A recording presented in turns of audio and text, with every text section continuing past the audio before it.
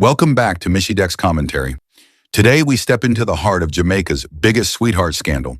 Minister Christopher Tufton, yes, Mr. Health Minister himself, caught up in what the Integrity Commission call a friendship that cost taxpayers nearly 80 million Jamaican dollars.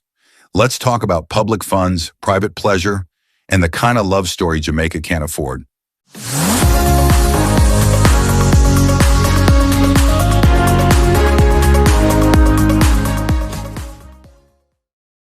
So the Integrity Commission drop a bombshell report. It say Tufton and the head of Market Me Communications failed to declare their friendship before awarding almost $80 million in contracts from the Ministry of Health.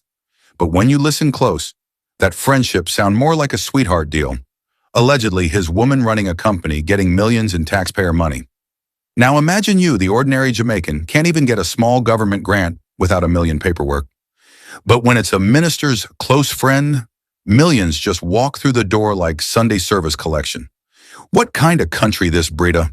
The same government that loved to preach about transparency and accountability have big man in office mixing business and bedroom. Who really benefit from these contracts? The people or the pillow talk? And worse, nobody get fired, nobody charged. Just bare excuses and damage control press conference. Meanwhile, they want poor people to account for every cent of PATH money. So I asking, if the Integrity Commission find you failed to declare friendship before 80 million in contracts, that sound like friendship or favorship.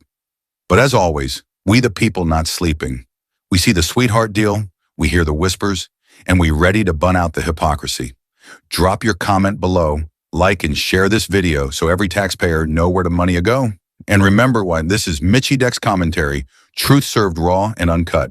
Catch me next time. Same place, same fire.